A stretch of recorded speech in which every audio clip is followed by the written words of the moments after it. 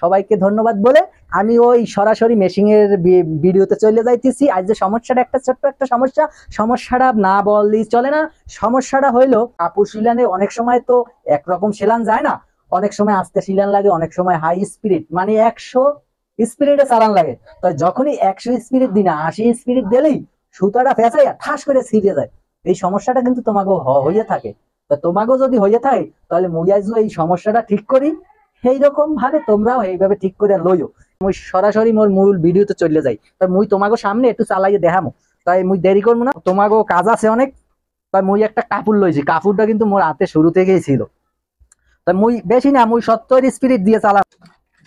দেখো আমি কিন্তু চালাইতে আছি 80 বেগে।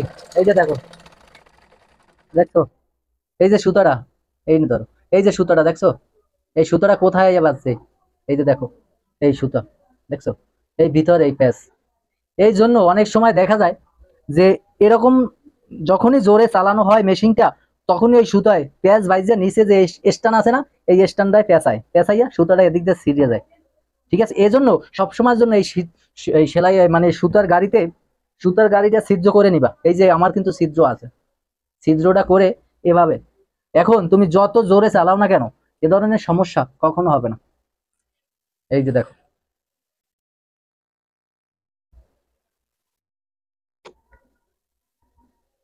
এই এখন তুমি যত বড় 100 বেশিও যদি স্পিডে চালাও, তাহলে এই কোনোটাই পেঁচাইবে না, সুতা রিল্যাক্সে যাইবে, রিল্যাক্সে ছাড়বে। এই যে দেখো,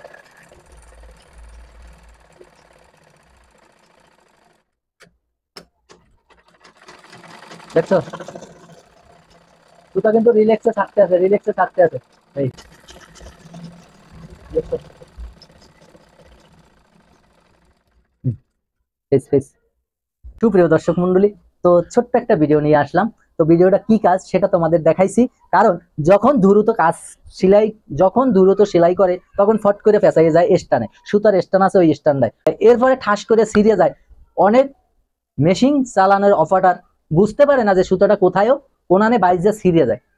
ঠিক আছে, তাহলে ছোট্ট একটা ভিডিও, এই ভিডিও দেখে যদি কারো এক বিন্দু উপকারে আসে, তাহলে আমার চ্যানেলটা সাবস্ক্রাইব করে আমার সাথে থাকবা। সবাই ভালো থাকবা, সুস্থ থাকবা।